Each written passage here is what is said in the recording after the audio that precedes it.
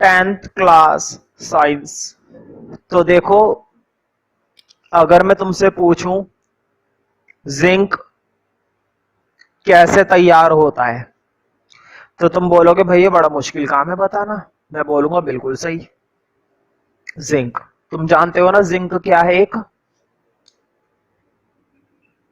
Chocolate नहीं है, metal है। जिंक क्या है? एक मेटल है। एक ऐसा मेटल जो अर्थ क्रस्ट का जब लावा फटता है और सौ साल तक जब वो लावा पड़ा रहता है लेयर के अंदर, लेयर के अंदर, लेयर के अंदर, कहने का मतलब एक के ऊपर दूसरी परत, दूसरे के ऊपर तीसरी परत, जब वो लावा पड़े पड़े सूख जाता है 100-500 सालों तक, तब जाके उसके अंदर नेचुरली क्या बनने लगता है? जिंक। और भी बहुत सारे मेटल है। फॉर एग्जाम्पल सोडियम, ये तो तुम्हें मालूम है। सोडियम किस में बनता है? सोडियम क्लोराइड, सॉल्ट की फॉर्म में। रॉक सॉल्ट में भी कॉपर होता है, कॉपर सल्फेट, वहां से हमें क्या मिल जाता है? कॉपर। बहुत सारी चीजें। कहने का मतलब ये, कोई सा भी केमिकल सब्सटेंस अगर वो तुम्हारी अर्थ क्रस्ट पर नेचुरली बनता है, कोई सा भी केमिकल सब्सटेंस अगर वो तुम्हारी अर्थ क्रस्ट पर नेचुरली तैयार होता है, नेचुरली क्रिएट होता है, नेचुरली, हम नहीं कर रहे, नेचुरली बन रहा है, रोकोगे क्या? लावा के अंदर जिंक बनता है नेचुरली, तो तुम जाके रोकोगे कि नहीं? मैं नहीं बनने दूंगा, ये बनने दूंगी जिंक, है ना? ऐसे तो नहीं करने वाले ना। तो नेचुरली अर्थ क्रस्ट पर या अर्थ पर या पानी में या पहाड़ों में या चट्टानों में कहीं पर भी अगर कोई सब्सटेंस नेचुरली बन रहा है, that natural substance is known as minerals. क्या कहलाते हैं? That natural substance are known as minerals. कितनी आसान डेफिनेशन है देखो। हम उस केमिकल सब्सटेंस को मिनरल बोलेंगे जो नेचुरली अर्थ क्रस्ट पर बनता है। For example sodium chloride. मुझे बताओ, तुमने एल्यूमिनियम सुना होगा, मेटल होता है ना, लेकिन कैसे बनता है और कौन से मिनरल से बनता है तुम्हें नहीं पता, लेकिन मैं तुम्हें बताऊंगा। एल्यूमिनियम का जो मिनरल होता है उसका नाम होता है बॉक्साइट। कई बार पेपर में आ चुका है। एल्यूमिनियम जिस मिनरल से तैयार होता है उस मिनरल का साइंटिफिक नेम बताइए, बॉक्साइट, और उसका सिंबल भी बताइए। इसका सिंबल होता है भाई AO2H2O, ये होता है बॉक्साइट का सिंबल। ये थोड़ा बहुत लिक्विडेट फॉर्म में होता है, हाइड्रेटेड फॉर्म में, ठीक है। तो कहने का मतलब ये है कि अर्थ क्रस्ट पर किसी भी तरह का अगर कोई नेचुरली केमिकल सब्सटेंस फॉर्म हो रहा है, that natural chemical substance is known as mineral. For example bauxite, for example sodium chloride, for example copper sulphate, for example दुनिया भर की चीजें, ठीक है। तो अब तुम्हें हेडिंग डालना है इस चैप्टर का, बहुत ही इंपॉर्टेंट हेडिंग है। तो लिखो अकरेंस ऑफ मेटल्स। अकरेंस का मतलब होता है पाया जाना, मेटल्स का पाया जाना। कहां पर? अर्थ पर। स्पेस की बात कर रहा हूं मैं, स्पेस की बात कर रहा हूं नहीं, मेटल की पाए जाने की बात हो रही है। तो कहां पर बात हो रही है? अर्थ पर बात हो रही है भाई, है ना? हमें अर्थ पर रहना है, स्पेस में जाके क्या करेंगे? लिखो नंबर 1 डेफिनेशन, मिनरल। तो mineral are the substances which are naturally formed on the earth layer, on earth crust. समझ रहे हो ना? लिखो। तो मुझे बताओ, अगर तुमसे कहा जाए कि भाई चलो ठीक है, समुद्र के अंदर क्या बनता है? सोडियम क्लोराइड बनता है, नेचुरली बनता है, नेचुरल प्रोसेस है, बन रहा है, रोकोगे क्या? इतना सारा सोल्ट बनता है तो नेचुरली बन रहा है, रोकोगे क्या? लेकिन तुम बोलोगे भैया ठीक है, मिनरल तो बन रहा है, बनने देते हैं, लेकिन क्या ये नेचुरल सब्सटेंस खाने लायक है? अभी नहीं है, अभी नहीं है खाने लायक। क्यों? क्योंकि इसके अंदर दुनिया भर की क्या पाई जाती है? इंप्योरिटीज। दुनिया भर की क्या पाई जाती है? अशुद्धता। पहले हमें उस अशुद्धता को दूर करना पड़ेगा। एक एग्जांपल देता हूं, कॉपर सल्फेट, ये रॉक सॉल्ट माना जाता है। कॉपर सल्फेट क्या बोला जाता है इसको? Rock salt. रॉक, रॉक कहते नहीं है, लेट्स रॉक। तो रॉक सॉल्ट माना जाता है, चट्टानों में बनता है, लेकिन क्या इसके कॉपर को हम डायरेक्टली इस्तेमाल कर लेंगे? नहीं, पहले इसको प्योरीफाई किया जाएगा, कॉपर अलग किया जाएगा। कैसे किया जाएगा? इतना बड़ा कुछ तो मैं पढ़ाने वाला हूं नहीं, ठीक है। 10th क्लास में हम मेटल की डिस्कवरी नहीं पढ़ रहे कि मेटल कैसे तैयार होते, पूरा कमर्शियल प्रोसेस, इतना कुछ नहीं, सिंपल सा पढ़ रहे हैं एक मिनरल की डेफिनेशन। तो इतना बड़ा पहाड़ नहीं तोड़ने वाले हम। लिखो मिनरल के लिए, तो नेचुरल सब्सटेंस जो होता है ना मिनरल, उस मिनरल के अंदर जरूर एक तो मेटल होता है और थोड़ी बहुत क्या होती है? इम्प्योरिटीज। तो लिखो the naturally occurring chemical substances, the naturally occurring, board पे लिख देता हूं occurring,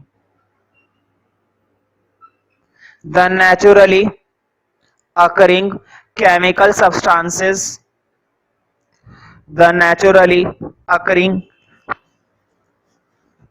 chemical substances, chemical substances of metals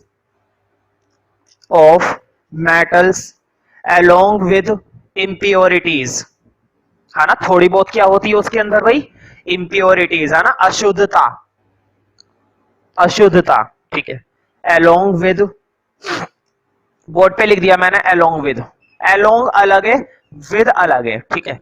along with impurities are called minerals, along with impurities are called minerals, impurities are called minerals, उनको तुम क्या बोलोगे? minerals। एक example लिखवा दूं, लिखो। फॉर एग्जांपल बॉक्साइट, बोर्ड पे लिख देता हूं मैं दोबारा से, है ना। For example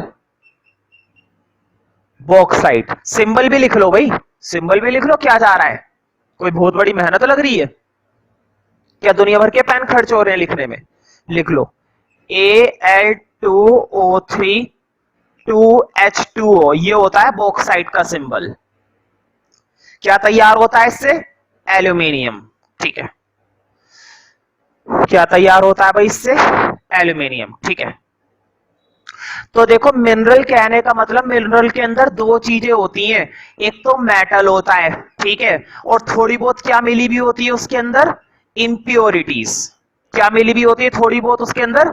impurities. तो ध्यान रखना, वो मिनरल जिसमें से हम मेटल अलग करते हैं, ध्यान से सुनो मेरी बात को, एक नई डेफिनेशन बताने वाला हूं। वो मिनरल जिसमें से तुम्हें मेटल अलग करना है, वो मिनरल जिसमें से तुम्हें मेटल अलग करना है, that mineral is known as ore. क्या बोला जाता है? That mineral is known as ore. दुनिया भर के ओर पाए जाते हैं जिसमें से हम क्या अलग करते हैं? मेटल अलग करते हैं, ठीक है। अब मुद्दे की बात ये कि अगर तुमने मिनरल में से मेटल अलग कर लिया तो बचा क्या? सीधी बात है भाई, मिनरल में दो चीजें होती हैं, मेटल होता है और इंप्योरिटीज होती है। तुमने मेटल तो अलग कर लिया, क्या बचा? impurities, that impurities are known as gang। इसको कुछ लोग गैंगू पढ़ते हैं, गैंगू, है ना, लेकिन मैं पढ़ता हूं गैंग। मैं यू और ई को साइलेंट कर देता हूं, मुझे नहीं पता तुम लोग कैसे पढ़ोगे, लेकिन मैं इसको क्या पढ़ता हूं? गैंग, है ना। कुछ लोग इसको गैंगू पढ़ते हैं, ठीक है। तो देखो दो डेफिनेशन तैयार हो गई, बोर्ड पे देखो। वो मिनरल जिसमें से तुम्हें मेटल अलग करना है, that mineral is known as ore. वो इम्प्योरिटी जो मेटल को अलग करने के बाद बच गई है, वो इम्प्योरिटी जो मेटल के साथ मिक्स हुई भी थी, that impurity is known as gangue, है ना। लिखो नंबर 2, दूसरी डेफिनेशन लिखो और पर टिक कर लेना, इसके बारे में कंप्लीट पढ़ेंगे अभी। तो पहले और की एक छोटी सी डेफिनेशन लिख लो। तो और कहने का मतलब जिसमें से हम क्या अलग करते हैं? मेटल, या तो केमिकली या फिजिकली, है ना। वैसे तो मशीनों के थ्रू ही करते हैं। मुझे बताओ अभी अभी जो मैंने मिनरल लिखवाया था बॉक्साइट का, क्या उसमें से तुम एल्यूमिनियम घर में अलग कर पाओगे? घर पे बॉक्साइट लाए और उस बॉक्साइट में से एल्यूमिनियम अलग करा, क्या कर सकते हो? नहीं, कमर्शियल प्रोसेस है, बहुत बड़े लेवल पर, बहुत बड़े बड़े प्लांट होते हैं, ऐसे तो फिर कोई भी कर लेगा। लिखो और के लिए, the mineral from which metal can be extracted, मतलब वो मिनरल जिसमें से हम क्या एक्सट्रैक्ट करते हैं? मेटल। एक्सट्रैक्ट का मतलब होता है अलग करना, बाहर निकालना, है ना। जिस मिनरल में से मेटल को अलग किया जाता है that mineral is known as ore, वही मिनरल क्या कहलाता है? ओर कहलाता है। The mineral from which metal can be extracted, the mineral from which metal can be extracted, metal can be extracted is called an ore, is called an ore, O-R-E, is called an ore, is called an ore। ठीक है, number 3 लिखो भाई। ठीक है, mineral में से तुमने metal निकाल लिया, इस्तेमाल कर लिया, लेकिन जो इंप्योरिटी बची है उसका क्या? उसको भी तो बोलोगे कुछ, उसको बोलते हैं गैंग। ठीक है, तो लिखो नंबर 3 के अंदर, मैं दोबारा नहीं लिख रहा, यहां पर मैंने लिख रखा है नंबर 3 में लिखो गैंग। कुछ लोग इसको गैंगू पढ़ते हैं, जैसे डेंगू होता है ना वैसे गैंगू होता है, तो लिखो गैंगू। तो देखो रेतीला, रेत वगैरह, मिट्टी वगैरह, जैसे सॉल्ट होता है ना, नमक, नमक के अंदर ही तो दुनिया भर की इंप्योरिटी होती है, वही सब है ना। तो लिख लो द अर्थी, बोर्ड पे लिखा हुआ है अर्थी। अर्थी मतलब कुछ मिट्टी वगैरह, रेत टाइप है ना, अर्थी कॉमा सैंडी, रेतीली, सैंडी मतलब रेतीली, एंड रॉकी। ऐसा नहीं लग रहा 3 नाम है, अर्थी, सैंडी, रॉकी। द अर्थी, सैंडी एंड रॉकी इम्प्योरिटीज, जो किसके साथ मिली हुई होती है? मेटल के साथ। और किसके अंदर होती है? मिनरल के अंदर ही होती है। देखो मेटल भी मिनरल के अंदर है, इंप्योरिटी भी मिनरल के अंदर है, लेकिन इन दोनों को अलग करते हैं हम। ठीक है, इन दोनों को क्या करते हैं? अलग करते हैं। द अर्थी, Sandy, Rocky impurities, impurities associated with the mineral, किसके साथ एसोसिएटेड हुई भी होती है? मिनरल के साथ। associated with the mineral are called gang, are called gang। क्या कहलाती है ये impurity? gang।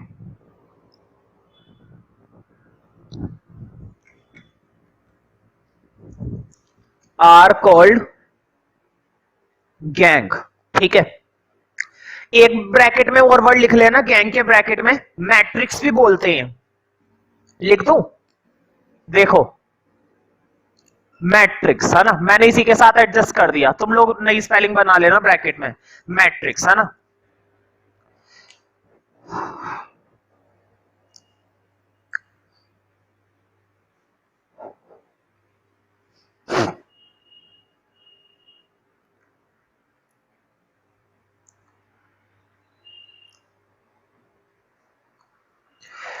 तो तुम्हें ये तो पता चल गया कि अर्थ की लेयर पर दुनिया भर के मिनरल पाए जाते हैं, लेकिन तुम्हें ये नहीं पता चला कि उस मिनरल में से मेटल को कैसे अलग किया जाता है ना। उस मिनरल में से तुम मेटल कैसे अलग करोगे? हाउ कैन यू सेपरेट, है ना? जानना चाहते हो? चलो कोई नहीं, बता देते हैं, डालो हेडिंग नेक्स्ट। ठीक है, देखो अच्छा मुझे बताओ, अभी अभी मैंने और पढ़ाया था, है ना, मैंने बताया था और is that mineral from which you can metal can be separated, है ना। और हम उस मिनरल को कहते हैं जिसमें से हम मेटल को अलग करते हैं और क्या छोड़ देते हैं? इंप्योरिटीज छोड़ देते हैं, है ना। तो ध्यान रखना, और से ना 3 तरह के मेटल, तुम्हें मालूम है 3 तरह के मेटल निकलते हैं, या तो low reactive for example gold, silver, high reactive for example sodium, potassium, low reactive मतलब जिंक, कॉपर, है ना। तो 3 तरह के मेटल निकलते हैं। तो एक है ना, थोड़ा सा इस तरह से ड्रॉ कर लेना, मेरे कहने पर सभी को करना है ये ड्रॉ इस तरह से। तो तुम और से 3 तरह के मेटल निकालने वाले हो, लिखो तुम्हें मिलेंगे मेटल्स हाई रिएक्टिविटी, जिनकी रिएक्टिविटी कैसी होती है भाई? बोलो हाई, हाई फाई। बीच में लिखो मिडल रिएक्टिव, है ना, ऐसे लिख लो शॉर्ट में, जरूरी है पूरा लिखो मेटल्स मिडल रिएक्टिव, है ना, सिर्फ इतना लिख लो मिडल रिएक्टिव, है ना, और यहां पर लिखो लो रिएक्टिव। ठीक है, रिएक्टिव वर्ड तो लिख लेना, मैंने सिर्फ मिडल और लो लिखा है, तुम तो पूरा लिख लेना मिडल रिएक्टिव लो रिएक्टिव, है ना। तो देखो मुझे बताओ, हाई रिएक्टिव तो बड़े ताकतवर होते हैं, बहुत तेजी से रिएक्ट करते हैं, है ना, उनसे तो दूर ही रहो। मिडल रिएक्टिव फिर भी ठीक है, और लो रिएक्टिव ठीक है ना। सबसे पहले मैं शुरुआत करवाऊंगा लो रिएक्टिव मेटल से, कि हम लो रिएक्टिव मेटल को कैसे एक्सट्रैक्ट कर सकते हैं। ठीक है, कैसे अलग कर सकते हैं, समझ रहे हो ना, किस तरह से लो रिएक्टिव मेटल को अलग किया जा सकता है। तो एक हेडिंग डाल दो, लिखो एक्सट्रैक्शन। एक्सट्रैक्शन का मतलब मैंने पहले ही बता दिया था, अलग करना। Extraction of low reactive metal. देखो दुनिया भर के लो रिएक्टिव मेटल है, ऐसी बात नहीं है जो तुम्हारी बुक के अंदर दे रखे हैं बस उतने ही है, नहीं, दुनिया भर के हैं। लेकिन मुझे बताओ, क्या मैं हर तरह की रिएक्शन करवा करवा के पॉसिबल हो सकता है तुम्हें 10th क्लास में? नहीं ना। जितना जरूरी है उतना देख लेते हैं, जो खास रिएक्शन पेपर में पूछी जाती है। मैं ये नहीं कह रहा मैं सारी कराऊंगा, ठीक है। तो देखो लो रिएक्टिव मेटल क्या होते हैं, इनमें कुछ खास जरूरत नहीं पड़ती, थोड़ी सी हीट सप्लाई करो, आसानी से सेपरेट हो जाते हैं, कोई दिक्कत वाली बात नहीं है। लो रिएक्टिव मेटल अगर तुम अलग करना चाहते हो ना, तो तुम्हें कोई दिक्कत नहीं है, बस थोड़ी बहुत क्या सप्लाई करनी पड़ती है, हीट, और ज्यादा बड़े लेवल की जरूरत नहीं है, छोटे मोटे लेवल पर काम चल जाता है। तो नॉर्मली किस चीज से काम चल जाता है? बस हीट से। एक एग्जांपल देता हूं, मरकरी। मरकरी आता है लो रिएक्टिव मेटल में, बोर्ड पे देखना, उतारना तब जब मैं बोलूं।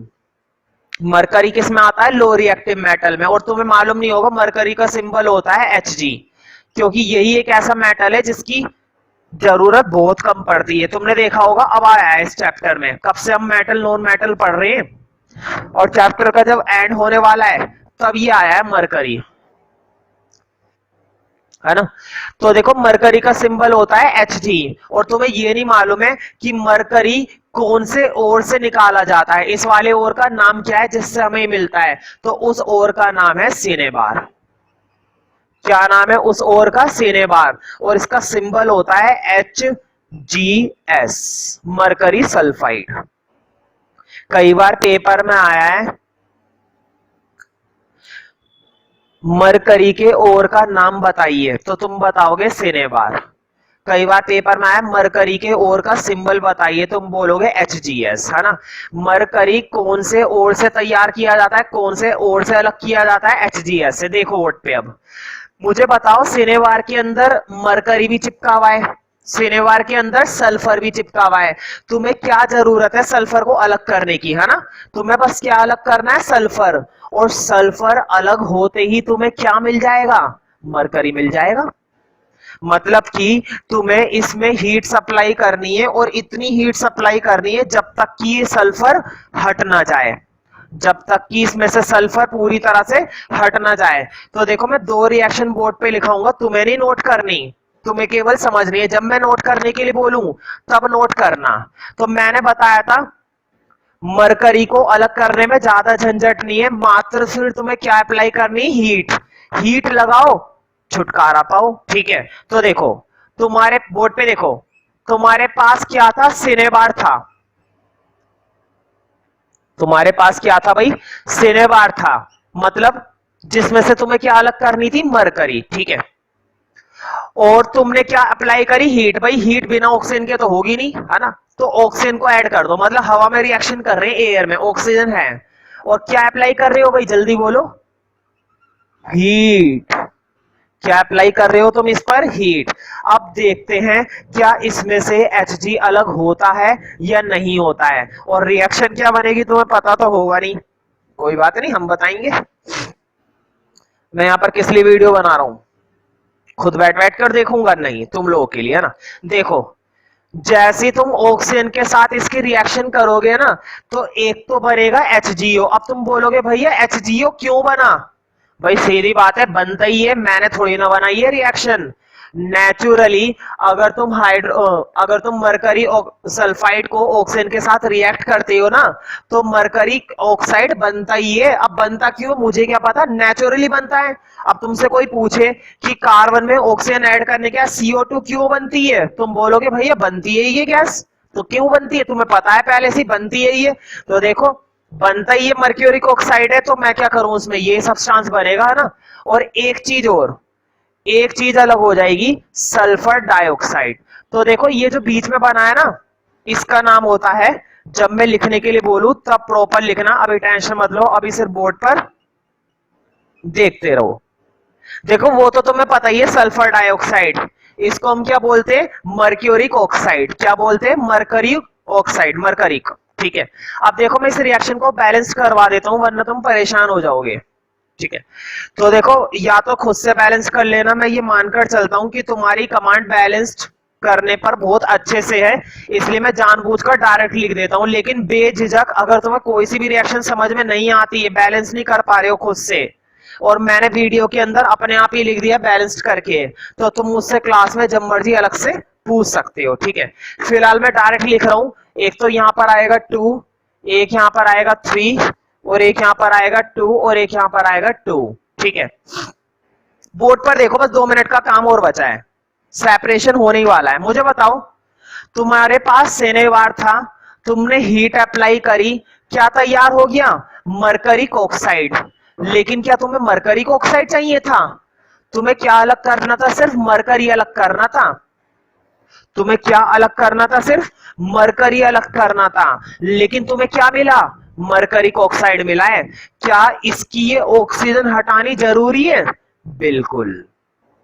तुम्हें सिर्फ Hg चाहिए, तो Hg ही चाहिए, ऑक्सीजन नहीं चाहिए। देखो अब फिर से रिएक्ट करेंगे, मुझे बताओ, मरकरी ऑक्साइड के अंदर ऑक्सीजन है ना, जैसे तुम हीट अप्लाई करोगे, बोर्ड पे देखो बहुत इंपॉर्टेंट चीज पूछूंगा, तुम्हारे पास मरकरी ऑक्साइड है, इसके अंदर क्या ऐड हुई है, ऑक्सीजन। जैसे तुम हीट अप्लाई करोगे, हीट हीट होने के लिए वो ऑक्सीजन इस्तेमाल हो जाएगी ना। जैसे तुम आग लगाओगे इसके अंदर जितनी भी ऑक्सीजन प्रेजेंट है ना, सारी की सारी ऑक्सीजन किस में इस्तेमाल हो जाएगी, हीटिंग में। और जैसी वो ऑक्सीजन इस्तेमाल हो जाएगी, तो तुम्हें मिलेगा Hg, और ऑक्सीजन हो गई भाई अलग। तुम्हें तुरंत क्या मिल गया, अलग से Hg मिल गया, और उसकी जो ऑक्सीजन थी वो हीट में अलग हो गई, मतलब वो वेपर की फॉर्म में जलकर एक तरफ हो गई। तुम देख सकते हो मैंने यहाँ पर ऑक्सीजन अलग से दिखा रखी है। अब तुम्हें क्या तैयार मिल गया, मरकरी। क्या तुम्हें देखो मैं बैलेंस करके लिख रहा हूं, एक तो 2 इधर आएगा बस, और एक इधर आएगा। क्या तुम्हें मरकरी सेपरेट मिल गया या नहीं मिल गया, और मुझे बताओ, क्या तुमने हीट के अलावा कुछ और करा, नहीं करा।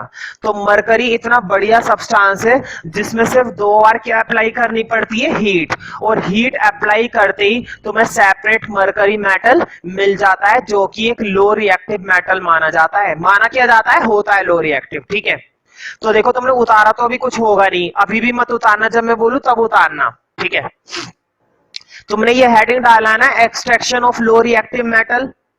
अब लिखो इसके अंदर, हेडिंग के अंदर पहले लिखो नंबर 1 पॉइंट, अभी ड्रॉ मत करना ये सब, अभी ये रिएक्शन वगैरह कुछ मत लिखो, जब मैं बोलूं तब लिखनी है। पहले नंबर 1 पॉइंट लिखो, extraction of low reactive metal के अंदर फर्स्ट पॉइंट लिखो, low reactive metal obtain by low reactive metal obtained by heating, low reactive metal obtained by heating, है ना। अब लिखो फॉर एग्जाम्पल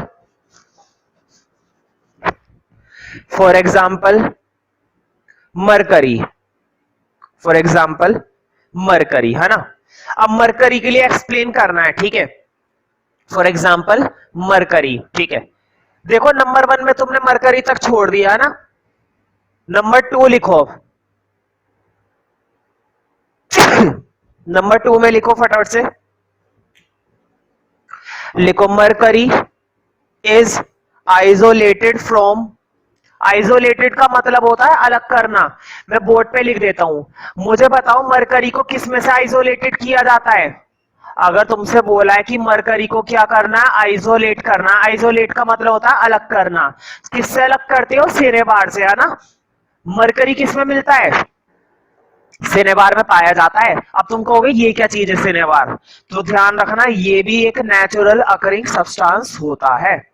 लिखो, mercury is isolated from its ore, mercury is isolated from its ore cinnabar, from its ore cinnabar. Mercury हम किस ओर से निकालते हैं? सिनेबार से, है ना। Mercury is isolated from its ore cinnabar. Bracket में लिख लो HgS, है ना। सिनेबार का सिंबल क्या होता है? HgS। देखो ये रहा, है ना, HgS, isolated from its ore cinnabar, है ना। इसी में लिखो। मुझे बताओ जब सिनेबार को हीट करते हो तो क्या तैयार होता है? Mercury oxide. बोर्ड पे देखो, तुम सिनेबार को हीट करोगे तो हीट करने पर क्या तैयार होएगा? Mercury oxide. लिखो इसी के अंदर, इसी लाइन में चल रहा है, लिखो when cinnabar is heated in air. देखा, रिएक्शन पहले समझा दी, अब लिखवा रहा हूं, कितनी आसानी से समझ में आ रहा है। रिएक्शन से थ्योरी और थ्योरी से रिएक्शन, दोनों एक दूसरे से समझ में आ रहे हैं ना। लिखो व्हेन सिनेबार इज हीटेड, मतलब जब सिनेबार को हीट किया जाता है। When cinnabar is heated in air, when cinnabar is heated in air, is heated in air, it is converted into, किस में कन्वर्ट हो जाता है? मरकरी ऑक्साइड में, है ना। लिखो it is converted into mercuric oxide, it is converted into mercuric oxide and sulfur dioxide, है ना। एक चीज और भी तो मिली थी, सल्फर डाइऑक्साइड भी मिला था भाई। it is converted into mercuric oxide and sulfur dioxide, converted into mercuric oxide and sulfur dioxide, mercuric oxide and sulfur dioxide। अब वीडियो पॉज करके ये वाली रिएक्शन कॉपी कर लो, ऊपर वाली ध्यान रखना, सिर्फ ऊपर वाली करनी है अभी। ये जो मैंने लाइन एक्सप्लेन करवाई है ना, इसके नीचे ये वाली रिएक्शन कॉपी कर लो वीडियो पॉज करके, है ना। और साथ साथ कर रहे हो मेरे बोलने के साथ साथ, तो बहुत ही अच्छी बात है ना। अच्छा, रिएक्शन में मानकर चल रहा हूं कि तुमने कॉपी कर ली होगी, है ना। मैं रब कर रहा हूं। अब कौन सी रिएक्शन दिखी? अब बस दूसरी, है ना, मतलब नीचे वाली, है ना। लेकिन अभी कॉपी मत करना, जब मैं बोलूं तब करना। रिएक्शन कॉपी कर ली ना फर्स्ट वाली।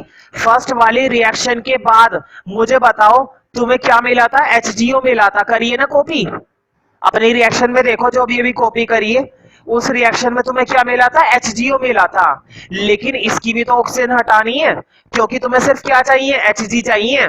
तुम्हें उसकी भी ऑक्सीजन हटानी पड़ेगी। मतलब तुम फर्दर क्या करोगे? हीटिंग करोगे भाई। मरकरिक ऑक्साइड से ऑक्साइड को अलग करने के लिए तुम्हें क्या करनी पड़ेगी? फर्दर हीटिंग करनी पड़ेगी। रिएक्शन तो तुमने नोट कर ली, उसके बाद फिर एक लाइन लिखो नीचे, उसके बाद फिर से एक लाइन लिखो इंप्लाइज दैट का साइन लगा के, दो बार होती है रिएक्शन। अब लिखो when mercuric oxide is heated, मतलब अब जब तुम मरकरी ऑक्साइड में हीट पास करोगे तो बताओ ये ऑक्सीजन गायब हो जाएगी ना। लिखो when mercuric oxide is heated, mercuric oxide is heated, it is reduced to, it is reduced to, board पे लिखा हुआ है reduced, it is reduced to mercury and oxygen, है ना। मरकरी अलग, ऑक्सीजन अलग। It is reduced to, convert भी लिख सकते हो इसको, तुम कन्वर्ट भी लिख सकते हो, मतलब किस में कन्वर्ट हो जाती है? मरकरी और ऑक्साइड में। It is reduced to mercury and oxygen. अब नीचे वाली रिएक्शन कॉपी कर लो वीडियो पॉज करके। अब नीचे वाली रिएक्शन कॉपी कर लो, मरकरी एंड ऑक्सीजन। नीचे वाली रिएक्शन नोट कर लो। एक और लिखवा दो लो रिएक्टिव का, चलो एक और लिख लो, क्या दिक्कत है ना। ए को लिख लो, है ना। अभी मैंने मरकरी के लिए एक्सप्लेन करा था, एक एग्जांपल और लिख लो। देखो कॉपर, अब तो तुम्हें आ गया है 2 बार हीट पास करनी पड़ती है ना, तो ज्यादा कुछ नहीं लिखना, सीधा सीधा क्या लिखवा रहा हूं, रिएक्शन, है ना। तो एक एग्जांपल और लिखो, लिखो कॉपर। देखो वैसे तो कॉपर इतना ज्यादा लो रिएक्टिव भी नहीं है, लेकिन हाँ 2 बार की हीटिंग से अलग हो जाता है। मुद्दे की बात ये कि कॉपर कौन से ओर से अलग किया जाता है, इस वाले ओर का नाम क्या है, तो ध्यान रखना कॉपर के ओर का नाम होता है कॉपर ग्लैंस। क्या नाम होता है भाई, कॉपर ग्लैंस बोला जाता है भाई, अब मैंने थोड़ी ना बनाया, नाम है कॉपर ग्लैंस, कई बार पेपर में आया है। और इसका सिंबल होता है कॉपर सल्फाइड, Cu2S। ठीक है, लिखो पहले, छोटी सी एक लाइन तो लिखनी पड़ेगी ना, लिखो ऐसे लिखो, एक डॉट बना के लिख दो कॉपर, अगला मेटल, है ना, फिर एक इंप्लाइज दैट का साइन बनाकर नीचे लिखो, लिखो similarly for copper, similarly for copper is isolated by heating. Similarly, for copper is isolated from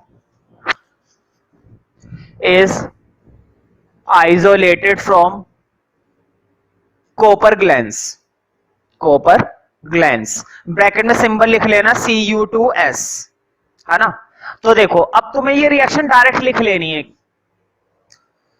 देखो तुम्हारे पास था कॉपर ग्लैंस, नीचे लिखना जरूर कॉपर ग्लैंस, प्लस भाई हीट पास करनी है, बिना ऑक्सीजन के तो होगी नहीं क्योंकि इसके अंदर ऑक्सीजन तो है नहीं, है ना, तो हीट पास करनी है भाई ऑक्सीजन। और क्या पास करी, हीट। हीट तो तभी लगेगी ना जब तुम क्या करोगे, ऑक्सीजन।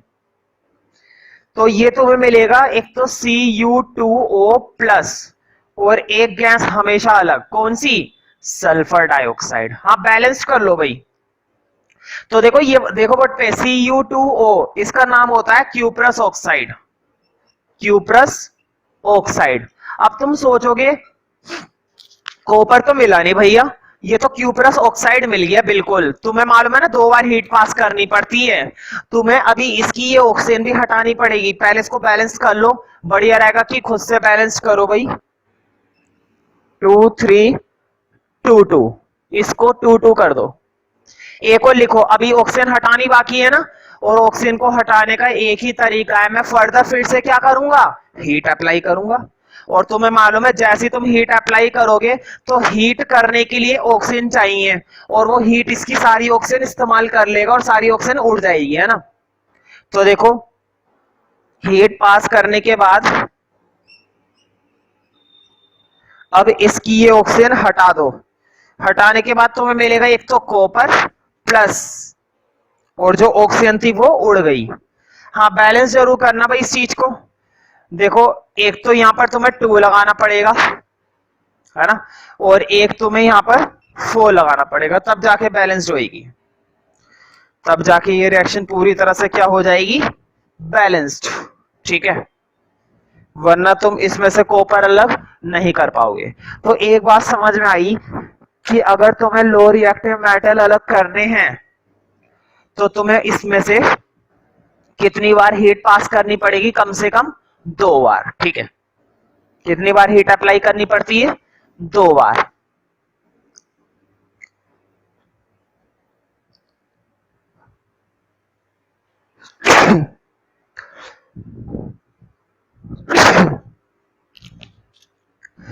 तो देखो ये तो थे लो रिएक्टिव मेटल, अब हम देखेंगे मिडल रिएक्टिव मेटल। अभी भी हाई नहीं देखेंगे, मिडल। और टिक कर लेना मिडल रिएक्टिव मेटल अब तक कई बार एग्जाम में पूछा जा चुका है, 4 नंबर में कई बार आ चुका है, सॉरी 3 नंबर में या 5 में, है ना, 4 के तो आते ही नहीं है। तो अगला हेडिंग डाल दो, लिखो एक्सट्रैक्शन ऑफ। अब हम किसको अलग कर रहे हैं, एक्सट्रैक्शन का मतलब अलग करना, लिखो extraction of middle reactive metal. अब हम किन की बात करेंगे, मिडल रिएक्टिव मेटल की। ठीक है, और देखो मैं यहां पर भी वही वाली बात बोलूंगा कि दुनिया भर के मिडल रिएक्टिव मेटल होते हैं, लेकिन यहां पर मैं उन मिडल रिएक्टिव मेटल की बात करूंगा। मुझे बताओ मेटल कोई सा भी हो, किससे अलग करते हैं? ओर से। किससे अलग किया जाता है? ओर से। तो ध्यान रखना, मैं यहां पर दो तरह के ओर की बात करने वाला हूं। दो तरह के ओर, एक तो होता है हमारा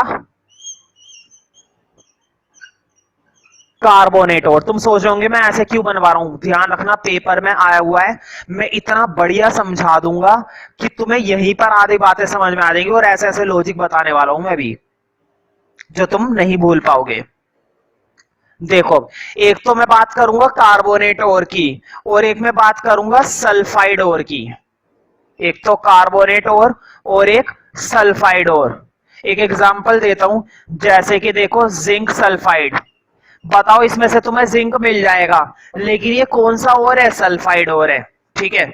और जिंक कार्बोनेट ओर में भी पाया जाता है, इसमें से भी तुम्हें जिंक मिल जाएगा, लेकिन ये कौन सा ओर है? कार्बोनेट ओर। ध्यान रखना, ये वाला क्वेश्चन तुम्हारा दिल्ली में 2015-16 में आया हुआ है, 2012-13 में आया हुआ है, 2008, 2003, 4 और 2007 में आया हुआ है। देखो कितना इंपॉर्टेंट है। देखो, तुम्हारे पास मिडल रिएक्टिव मेटल को अलग करने के लिए दो तरह के ओर हैं। एक तो है तुम्हारे पास सल्फाइड ओर, जिसके अंदर क्या चिपका हुआ होता है? सल्फर। और एक है तुम्हारे पास कार्बोनेट ओर, जिसके अंदर क्या चिपका होता है? कार्बोनेट। देखो, दोनों को हीट से अलग करते हैं। दोनों को किससे अलग करते हैं? हीट से। तुम सोच रहे होंगे अगर इनको भी हीट से अलग करते हैं तो इनमें और उनमें क्या फर्क है, जो अभी अभी हम पढ़कर आए। ध्यान रखना, वो लो रिएक्टिव मेटल थे और ये हाई रिएक्टिव मेटल है, मतलब उनसे तो हाई है ना, ये मिडल रिएक्टिव मेटल है। और इनके अलग करने में और उनके अलग करने में बहुत फर्क है, ये बड़े लेवल का प्रोसेस है। अब देखो जरा, दोनों से अलग करने के लिए ना हमारे पास दो मेथड है। एक तो है कैल्सिनेशन मेथड, कैल्सिनेशन मेथड, और एक होता है रोस्टिंग मेथड। कौन सा मेथड होता है भाई? रोस्टिंग। ध्यान रखना, रोस्टिंग भी और कुछ नहीं, हीटिंग ही है। रोस्टिंग का मतलब भी क्या होता है? हीटिंग। और कैल्सिनेशन का मतलब भी क्या होता है? हीटिंग। अब अगर दोनों का मतलब हीटिंग है तो दोनों के अंदर फर्क क्या है, ये सोच रहे हो ना। अगर कैल्सिनेशन के अंदर भी हम हीट करते हैं और रोस्टिंग मेथड के अंदर भी हीट करते हैं, तो दोनों की हीटिंग में फर्क क्या है मुझे बताओ। देखो बोर्ड पे कितना सिंपल सा फर्क है। ये सल्फाइड ओर है, क्या इसके अंदर ऑक्सीजन है? नहीं है ना। जिंक सल्फाइड में ऑक्सीजन नहीं है, और फिर भी तुम क्या कर रहे हो? हीट। क्या बिना ऑक्सीजन की हीट हो पाएगी? नहीं ना। इसका मतलब ये हुआ रोस्टिंग मेथड कब अप्लाई होता है? In the presence of air. In the presence of air. जब एयर मतलब ऑक्सीजन, मतलब जब तक तुम उसके अंदर हवा को प्रेजेंट नहीं करोगे, जब तक तुम उस रिएक्शन के अंदर एयर को प्रेजेंट नहीं करोगे, तब तक क्या तुम्हारा रोस्टिंग मेथड पूरा हो पाएगा? नहीं हो पाएगा। अब मुझे बताओ कार्बोनेट और कार्बोनेट के अंदर ऑक्सीजन है या नहीं है? ऑक्सीजन है ना। ये वाला मेथड अप्लाई होता है इन एब्सेंस ऑफ एयर। इसमें एयर की कोई जरूरत नहीं होती। क्या ये छोटी मोटी बातें तुम्हें समझ में आ गई है? नहीं। अब देखो बोर्ड पे याद कैसे रखना है। कार्बोनेट और देखो बोर्ड पे, सी फॉर कार्बोनेट और C for calcination. C for carbonate और सी फॉर कैल्सिनेशन, मतलब कार्बोनेट और में कौन सा मेथड लगता है? कैल्सिनेशन। इससे याद रहेगा। अब अगर कैल्सिनेशन इसमें लगता है तो उसमें कौन सा लगेगा? रोस्टिंग लगेगा, सीधी बात है। अब देखो, मैं कुछ टर्मिनोलॉजी तुम्हें यहीं पर क्लियर करूंगा। दोनों के बीच में अब तक कई बार डिफरेंस आ चुका है और पेपर में कई बार ये पूछा जाता रहा है, ऐसी बात नहीं, और आसान भी है। देखो, अगर मैं सल्फाइड ओर की बात कर रहा हूं तो सल्फाइड ओर कहने का मतलब जिसमें सल्फर होता है, और इसको अलग करने के लिए, इसमें से मेटल अलग करने के लिए हम कौन सा मेथड इस्तेमाल करते हैं? Roasting. Roasting is a method by which we can heat the sulfide ore in the presence of air। Air की प्रेजेंस में होता है ये। क्यों? क्योंकि ओर के अंदर कोई ऑक्सीजन नहीं है। अब इधर देखो, calcination is that process of heating which is contain which is taken in the absence of air, जो कब किया जाता है, एयर की एब्सेंस में, क्योंकि इसके अंदर पहले से ही ऑक्सीजन प्रेजेंट है। अब ये जो मैंने बोर्ड पर ड्रॉ कराया ना, इसको वीडियो पोस्ट करके थोड़ी देर पहले इसी तरह से बना लो, बिल्कुल क्लियर जैसे मैंने बोर्ड पर बनाया है, जरा सा भी बिल्कुल खराब नहीं होना चाहिए। जिस तरह से मैंने क्लियर बोर्ड पर ड्रॉ कर रखा है, बिल्कुल इसी फॉर्म में तुम्हें भी नोट करना है। और फिर देखो, आधे से ज्यादा डेफिनेशन तुम्हें पहले से ही याद हो चुकेंगी, आधे से ज्यादा हो चुकी हैं, हो चुकी नहीं, हो चुकी हैं। इस बात का तुम्हें विशेष रूप से क्या रखना है, ध्यान। बहुत ही आसानी से तुम्हें ये चीजें समझ में आ गई।